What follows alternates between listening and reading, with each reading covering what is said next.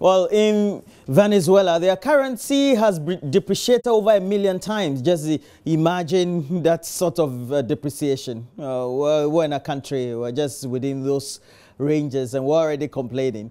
But we know some things have gone up.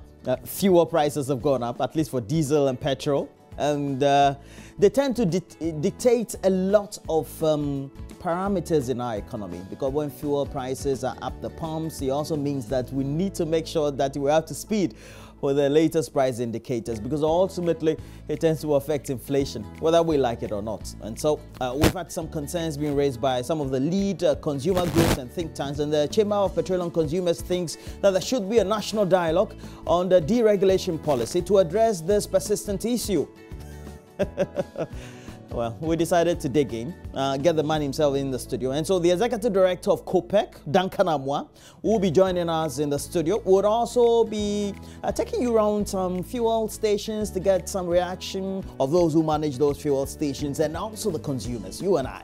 You know, whether you buy fuel or indirectly, you tend to be influenced or affected by the upward or downward adjustment in petroleum prices.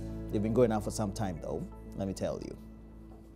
And over the weekend, the news also was not good. A stalwart and illustrious son of our republic, who was one time the UN Secretary General, Kofi Annan, passed away at the age of 80. And today on the show, we'll speak to some notable personalities who worked with the gentleman. Look, he's a great statesman of our country.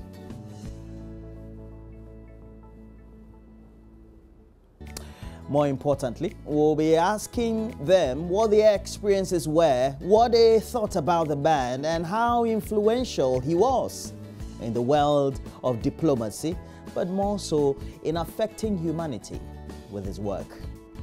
The late Kofi Annan. Wow. I always say that when you lose a gem, you've lost a great one.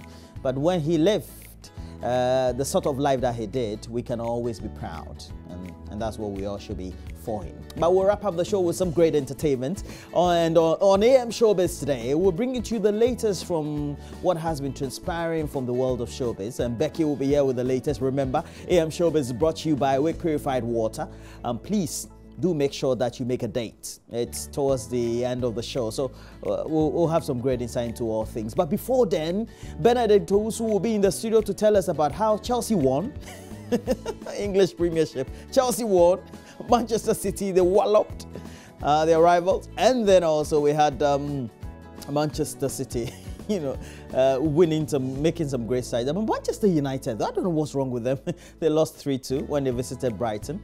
So please stay with us. Benedict also will be here with the latest, as well as all that has been happening. And on his debut in the Serie A, well, former Manchester United and Real Madrid greats Ronaldo did not score though, but his team won. They came down from some goal down and then ultimately won 3-2. So we'll see how it goes with the latest of sports, brought to us by Benedict Owusu. But we would have done the review of the newspapers. We would have brought you the latest news headlines. Look, for the next 3 hours, the stage is all yours. Get interactive with us. Facebook, JoyNews on TV, and you can also watch us live there. That's the good thing about it. And then you can also watch us live on My Joy Online TV, which is our regular channel on YouTube. We have a Twitter handle though, so don't forget to also tweet at us. Right now, we have to bring you the latest news headlines we have in the studio. Stay tuned.